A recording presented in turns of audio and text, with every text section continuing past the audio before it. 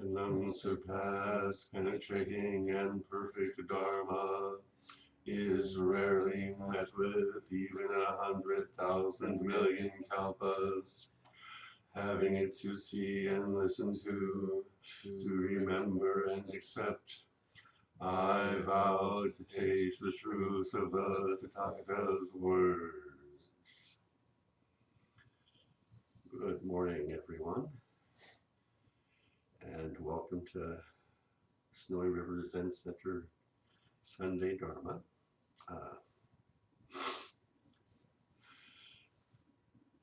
Not every time, but most times when we do that opening chant for the Dharma talk, I try to listen carefully to it and mean it. In other words, mean that I vow to listen and taste the truth of Buddha's words, the Tathagata's words,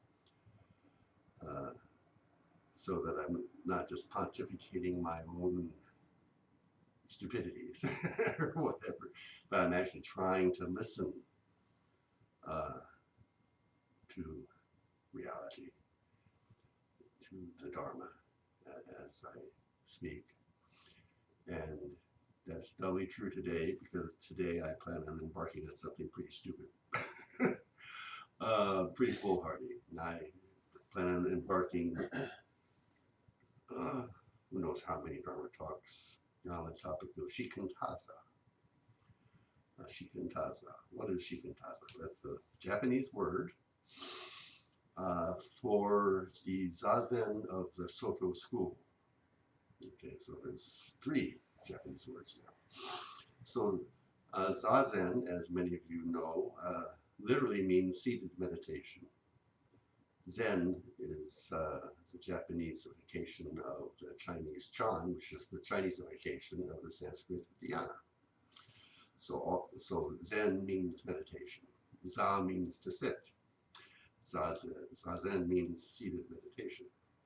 There's a little problem with that nomenclature as the school develops and as we continue to talk. We will look at the paradox, the problematic paradox of that terminology. Shikantaza is the Zazen of the Soto school. The Soto school is Japanese transplant of the Chinese Caodong school. At one time there were 5 schools of Zen, which over the course of time trickled down to 2, Rinzai and Caodong, Ninchi and Caodong, or Rinzai and Soto in Japan. And so at the present time, there are 2 major schools of Zen, Rinzai and Soto, and Shikantaza is the Zazen of the Soto school, which has its own flavor. The word Shikantaza, it's got that word za at the very end, the word sit, and so Shikan, just. Shikantaza, just to sit. The Zazen of the Soto school is just to sit. In a radical sense, just sit, just sitting. And the foolhardy adventure I've set myself is to try to explore. I think that's the best term to say, is to explore what the Zazen, the Soto school, Shikantaza, is. And it will be probably, as I'm kind of envisioning it thus far, it'll probably be a rather not circuitous, but rambling, wandering, like Chuang-Tzu wandering on the way. It'll be a wandering exploration of Shikantaza. It may not be terribly linear. And generally speaking, I think it's going to go from broad to specific. A broad envisioning of what the meaning of Shikantaza might be, to specific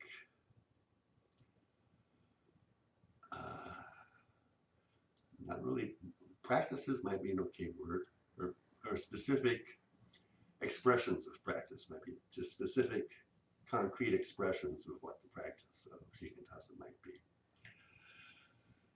And to start with, I want to say again a famous Zen story from our school from China. So it's a Chan story from the Gaodong school involving two major figures of Chinese Chan, Zen, of the Gaodong lineage, what later became our Soto lineage. The dramatis personae, the characters, are Yaoshan and Shuido, both major figures in the Soto lineage. So I'm going to use the word Soto to include the Chinese origins of the lineage. So just please accept that as shorthand. So I'm not always having to explicate the languages and the lineages, but Yaoshan and Shuido, major figures in our lineage, our Soto lineage, in Tang Dynasty China. And the story goes that Yaoshan, a student, if I remember it correctly, of Shuido, was sitting zazen. And Shuido, I think Shuido was the teacher and Yaoshan the disciple. I might have that wrong, but that won't affect the point of the story. So Yaoshan is sitting zazen. Shuido comes up to him and says, "What are you doing?" Now remember, these are ancient Soto Zen geeks. They're really into Zen. They've been doing it for some time. And here's Yaoshan sitting like this, and Shuido comes up and says, "What are you doing?" So it's not an innocent question. He knows what he's doing on some normative level, on some conventional level. It's quite clear he's sitting zazen. So when Shuido asks the question, "What are you doing?" he's wanting a more profound presentation of the essence of the practice.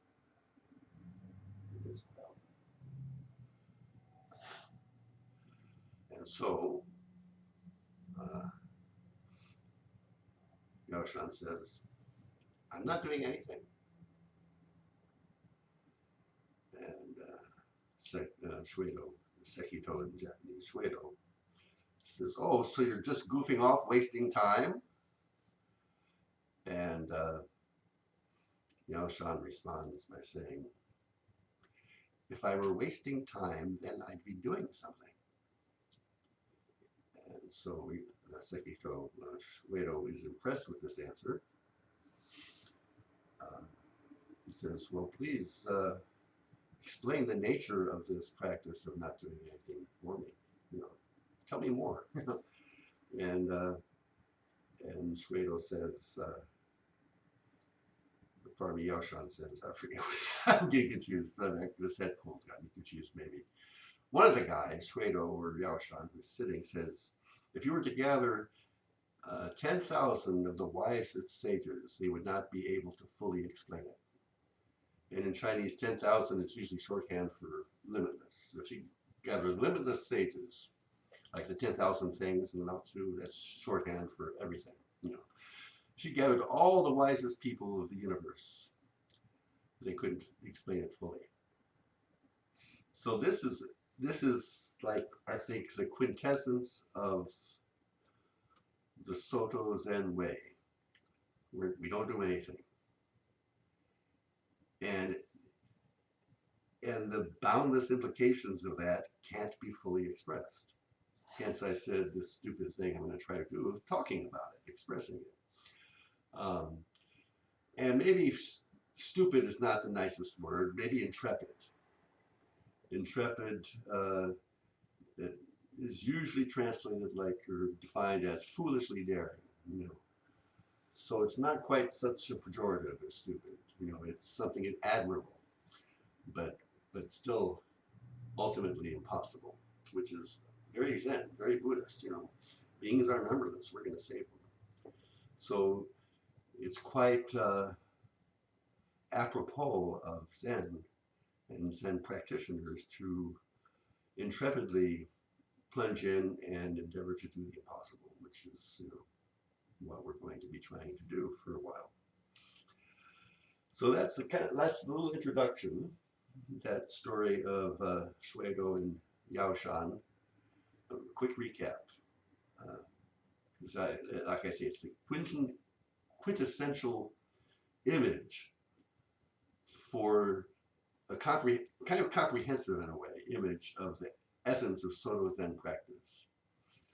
What are you doing? I'm not doing a thing. I'm not doing a darn thing. So you're wasting your time? No, I'm very, very earnest and sincere and committed to this practice of not doing anything. Explain it for me. It's impossible. Can't be done. It's ineffable. Words will not reach it.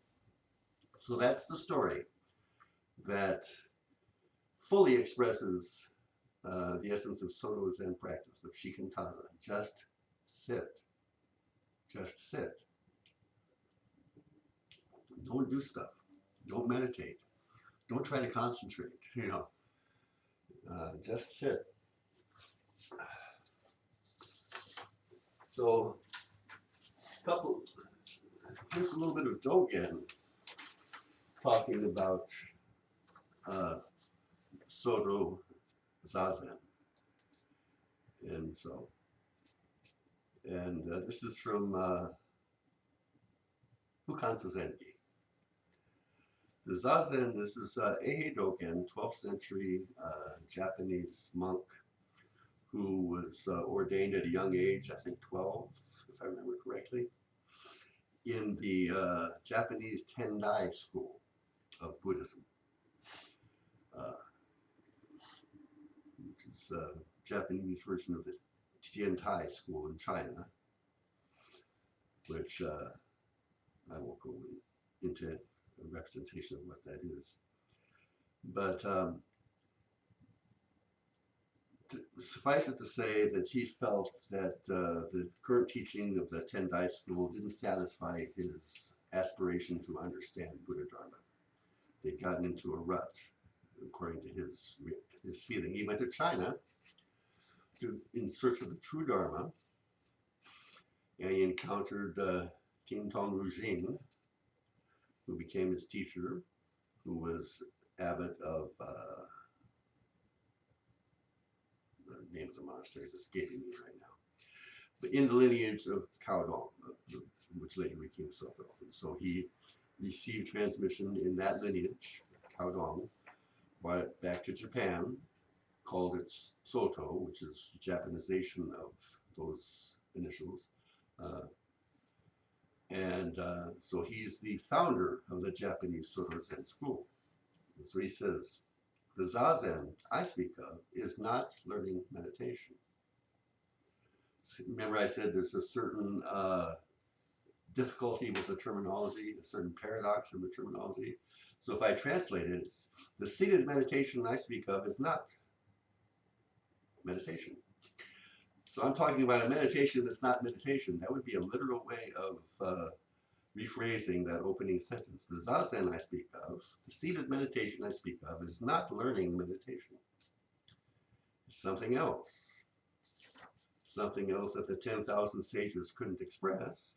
But he says, nonetheless he tries to express it, he says, it is simply the Dharma gate of repose and bliss. The practice realization of totally culminated enlightenment. It is the manifestation of ultimate reality. What a statement.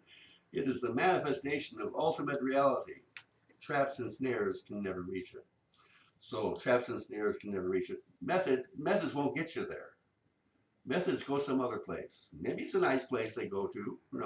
It's all right to be calm. It's all right to be relaxed. Methods can get you there, but methods won't get you to ultimate reality. That's what traps and snares can never reach it. So that's what, and I'll just read that again. This is Dogen's attempted expression of Shikantaza, what it means to just sit. The Zazen I speak of is not a method of meditation. It is simply the Dharma gate, the gate to the truth of repose and bliss. Is a kind of ease, repose, is a kind of relaxing. Not a conventional kind of relaxing. It's a real, it's a relaxing that takes earnest dedication and tenacity and resolve and ease at the same time. The Dharma gate of repose and bliss, the practice realization of totally culminated enlightenment. I have another quote that will go more into what that means. The practice realization of totally culminated enlightenment. And there's that statement that I love so much. It is the manifestation of ultimate reality. So the Zazen of the Soto School is the manifestation of ultimate reality. I was going to say it is to manifest ultimate reality, but that implies a sense of agency that might be excessive. It's not passive, but it's not something we do either. But it's not a kind of doing, but it's not entirely, but passivity isn't it either. It is itself the manifestation of ultimate reality. Traps and snares, techniques, methods, exercises can never meet it. So here's another thing that he says about Zazen, Shikantaza. The Zazen of even one person, and this comes from the Jijuyu Zamai, self-receiving and employing samadhi, which is part of a fascicle in Shobogenzo called Bendowa, on Endeavor of the Way. So it's an excerpt that is chanted regularly at Zen Center, San Francisco Zen Center. And in that fascicle, he says the following: the Zazen of even one person at one moment imperceptibly accords with all things and fully resonates through all time. The Zazen of one person, of you, Shane, Nate, of just you sitting for one moment. That Zazen imperceptibly accords with everything, all things, and fully resonates through all time, past, present, and future. Thus, in the past, future, and present of the limitless universe, this Zazen carries on the Buddha's teaching endlessly. So, this Zazen of one person at one moment, which accords with all things and resonates through all time, in the past, present, and future of the limitless universe, this Zazen right here, right now, is in the past, present, and future of everything, of the universe. Carries on the Buddha's teaching endlessly. Each moment of Zazen is equally wholeness of practice, wholeness of realization. This moment of Zazen is the whole works, the complete meaning of the way, of practice and realization of Buddha's teaching, of awakening, is fully present in each moment of practice. We may not be cognizant of that, but it's there. It's always there. Each moment of Zazen is equally wholeness of practice, equally wholeness of realization. So that's Dogen's attempt to F the ineffable, to speak the unspeakable. And it's great stuff. And, I want to explore what he's trying to say here. And it may take some time. It may take, like I say, I got this foolhardy intention to really explore Shikantaza for myself. Like at the beginning, I vowed to taste the truth of the Tathagata's words. I'm going to listen. I'm going to try to understand more better. I'm going to try to understand more better what Shikantaza is than I do right now. with you as we venture forth. I think, you know, it's not speakable, yet Dogen here tries to speak it, and you know, and it's wonderful stuff. You know, it's the manifestation of ultimate reality. But in contemplating, I'm not sure I'm going to stick with this schema that I'm going to share with you right now. But in contemplating this, thus far, I've come up with maybe 4 characteristics of Shikantaza. And it's stupid of me to say this. No. Like it says in the Jewel Mirror Samadhi, even to put it into literary form is to relegate it to defilement. Even speaking it tarnishes it. but still, we got to speak. So that's our conundrum. That's the paradox of our life. You know, it won't do not to speak, but speaking a priori will miss the mark. It's an established fact before the fact that speaking will miss the mark. Nonetheless, here are 4 characteristics of Shikantaza. Forgive me. 1, it's atemporal. It's outside of time. Shikantaza is outside of time. Another page of notes. I made a note from. Did I forget it? Or is it someplace else? Oh shoot!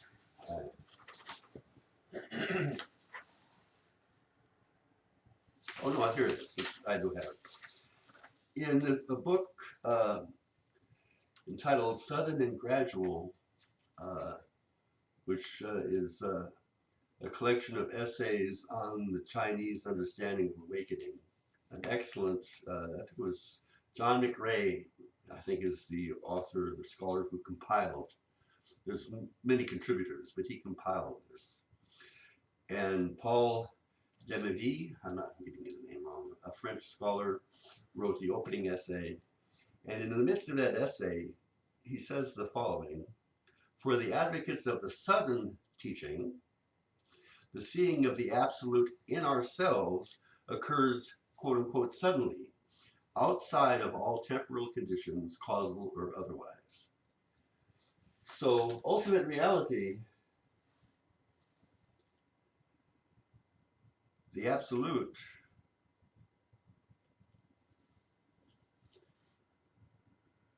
is the source from which time and space emerge perpetually. And so, in a sense, it's atemporal, and yet time emerges from that source. You know, like T.S. Eliot says that the point of intersection of timelessness with time is the occupation of a saint. And, you know, that accords with what Dogen says here, you know, that the zazen of even one person at one moment imperceptibly accords with all things and fully resonates through all time.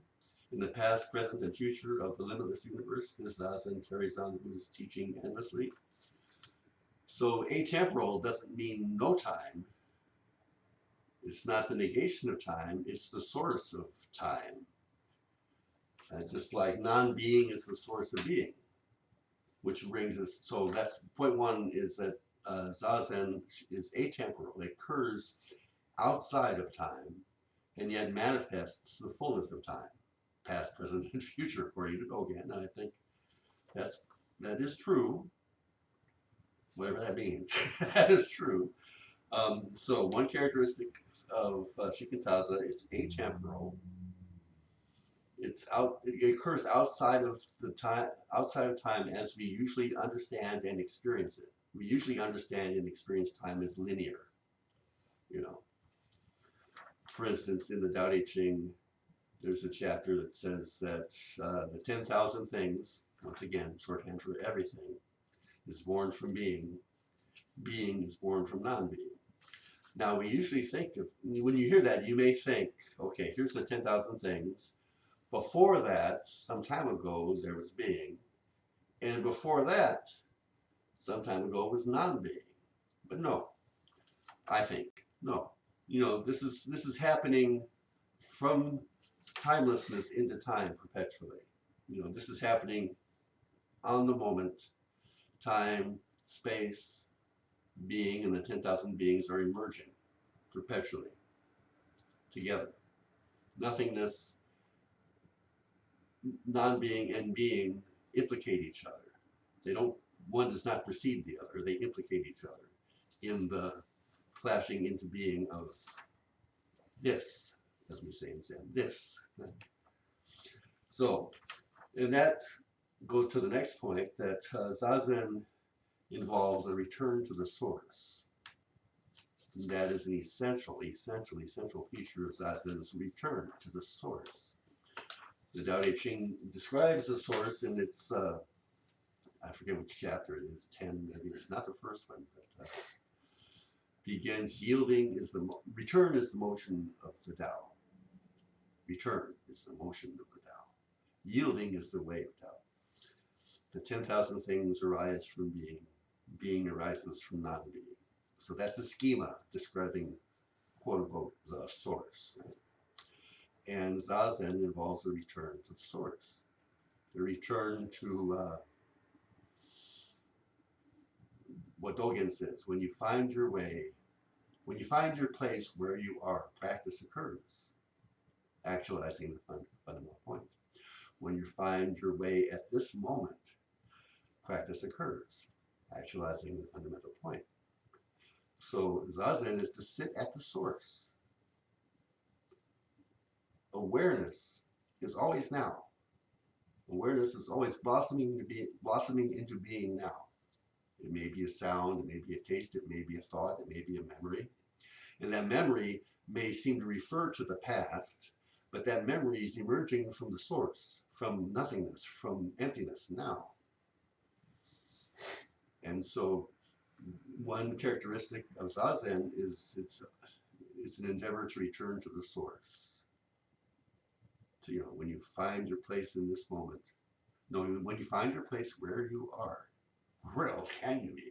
Well, you can be many places in your imagination, but to return to the source is to find your place, not in your imagination, but where you are, which may include imagination, but there's a subtle difference, which we'll explore later. So return to the source, you find your place where you are, you find your way at this moment. You got to find your way with this situation, whether it's blissful or if it sucks, whatever the situation might be. That's the way. That's what Buddha is giving you. And so to return to the source is what's happening now? What's arising now? Can I see it clearly? Can I illuminate it with some measure of veracity and precision, independent of my judgments, which may be my judgments. I have to look with precision at my judgments. That might be what's arising now. Whatever's arising now is arising from non-being, from the source, from emptiness. And that's one characteristic of Zazen. It's an endeavor to return to that source, return to the source. Return is the motion of the way. The third characteristic, which is implicated by the first two, the third characteristic is kind of like flows from the first two in terms of the nature of the effort we make, which is an effort of radical stillness, radical silence. A radical stillness that transcends a notion between stillness and activity. A notion of stillness that embraces stillness and activity. A stillness where we say, don't move, sit perfectly still. That's a relative conventional notion of stillness. But a stillness that's within activity. That activity, true activity, always emerges from stillness, always implicates stillness. And the stillness implicates activity. There's once again T.S. Eliot in Fourth Quartet says, if not for the still point, he talks about the still point at the center of the turning world. And he says, without the still point, there would be no dance. And there is only the dance. So there is no still point. There is no stillness. And yet, that no stillness is how stillness is present in activity. And that's true stillness. You know, Suzuki Roshi in Zen Mind Beginner's Mind says the same thing. We say that, to quote, we say in Zen that true stillness is found within activity. That's what I mean by radical stillness. A stillness that is not perturbed by activity because it harmonizes with activity. It's expressed in the activity. That's stillness. That stillness mirrors the source. The 10,000 things were born from being. Being is born from non-being.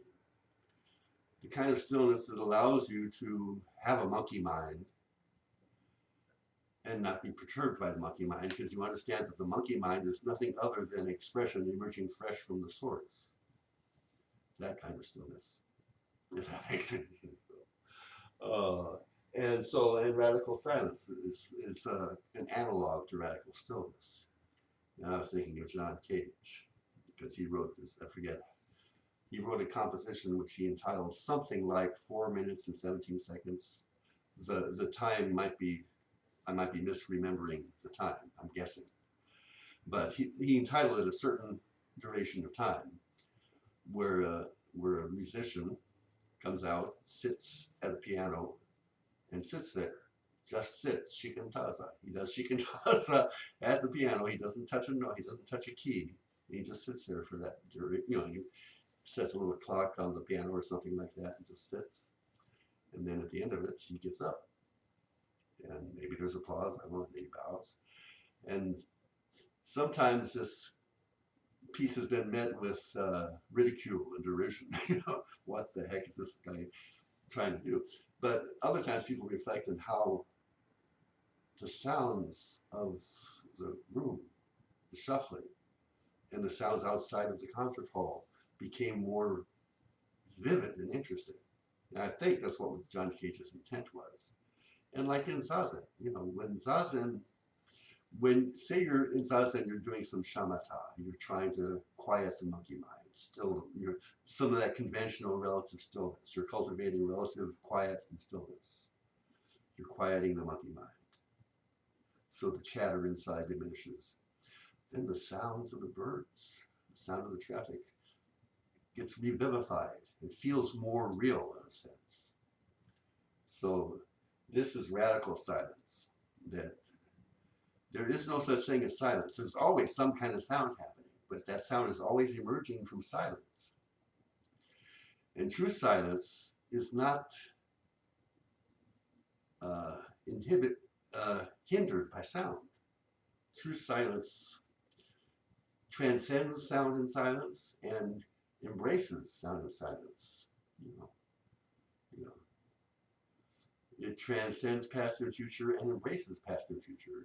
In Genjo Koan, Dogen says something like that.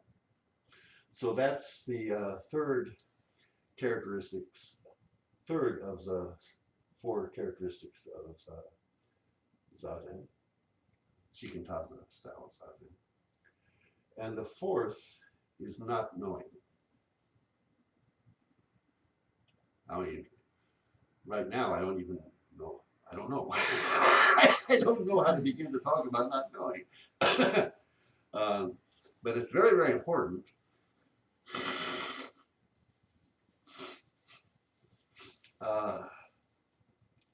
To recognize that this has never happened before. This, right here, right now, is a one-time thing. There's no precedent for this. This has no precedence. So anything that we bring to it to identify or interpret it is going to have some error in the system. It can't adequately, consummately consummately express this, because this is unique. It's never occurred before. And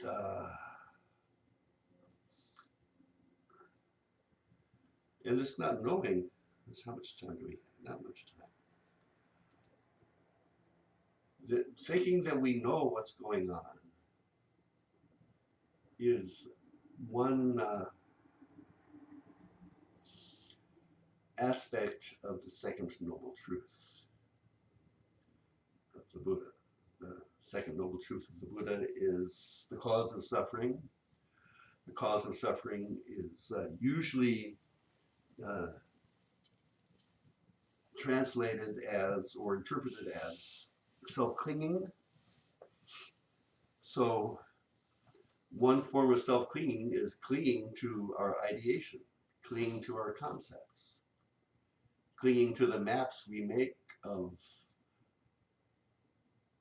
our experience and the conclusions we've come from our experience. We create kind of like a representation of what we think is going on. And that, but whatever that representation is, it is merely a representation. It's a map. And one form of self-clinging is to mistake the map for the territory, to think we can actually know reality.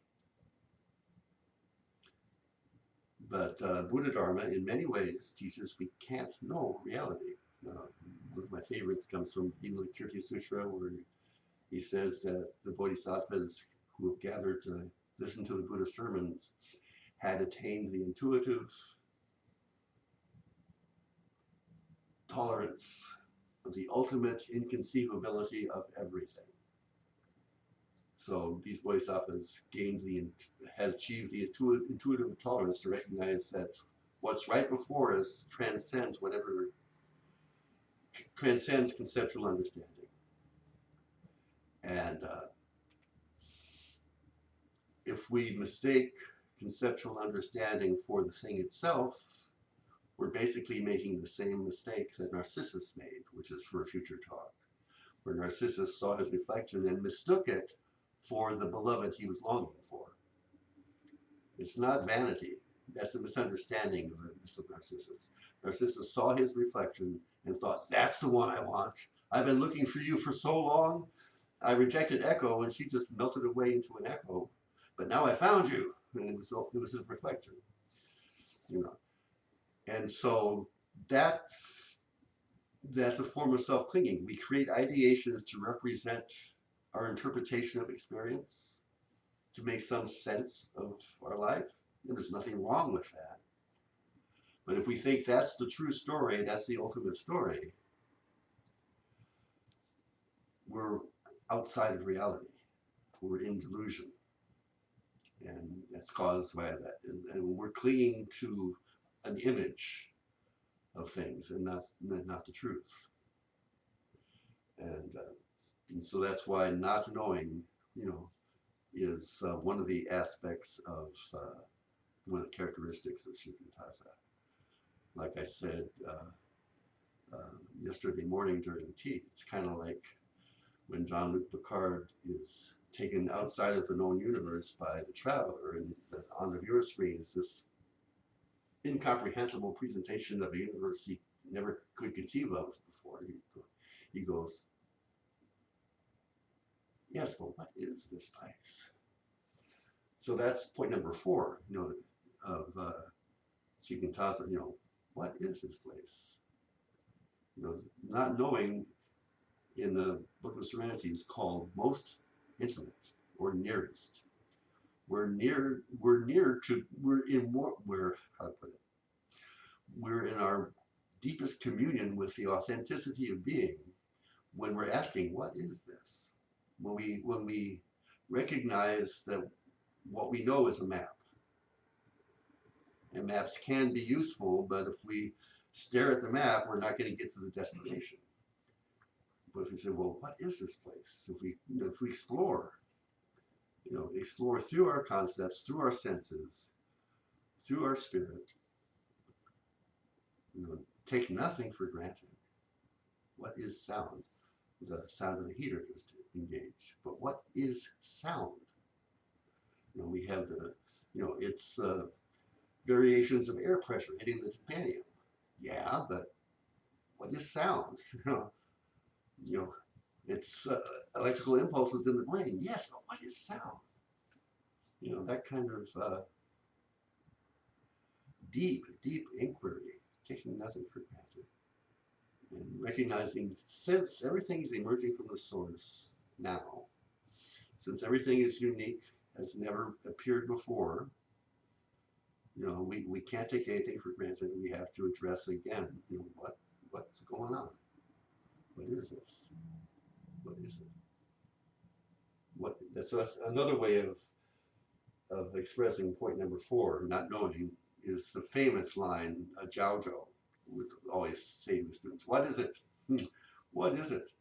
And we were studying that case at Green Gulch with Reb Anderson in class. And at one point in the class, he decided to go one by one around the room and ask that question. And yes, he'd ask Galen, what is it? And I forget what Galen said. He'd ask Shoho, what is it? and Shoho would give some kind of awkward responses. It's so long ago. It's like 30 years ago almost. I'm trying to remember it. But I do remember, forgive the arrogance, I do remember when he came to me and said, Rick, what is it? What's what? And he smiled and went to the next person. So, because, the point is not an answer. The point is to have that kind of spirit of inquiry. Take nothing for granted. Everything's emerging fresh and new. How do you harmonize with that? What is it? I don't know. What is it? It's essential. So essential and hard to express, and even harder to practice because we're imprinted with experiences. We got to make sense of our lives to survive. To survive our existence, we have to have rules. We have to have ideas. We have to that's a red light. That doesn't mean to step on the gas. These are necessary, but they're just reflections in a sense. They're just projections. They're just concepts. And if that's all we got, we're in the fate of Narcissus. We're staring at a reflection, and we have no true relationship with reality in our lives. So that's pretty much it for today's Dharma talk, which was kind of like an introduction to the quest. The impossible dream. This is my quest to explicate Shikantaza. And I've only just begun. This is more like an introduction. I want to explore a lot of these ideas, a lot of these concepts, a lot of these characteristics, meditate on them, muse upon them. And even though everything that is said is off the mark, maybe it will somehow, there's a story that the Buddhist teaching is taking golden leaves, like autumn golden leaves, and offering them as gold to stop someone from crying, or something like that. In other words, it might be a help for us to calm down, center ourselves, and spelunk into our heart, our actual being. As it says once again in the Jewel Mirror Samadhi, the meaning is not in the words, yet it responds to the inquiring impulse. So the meaning is not in the words, yet we use words to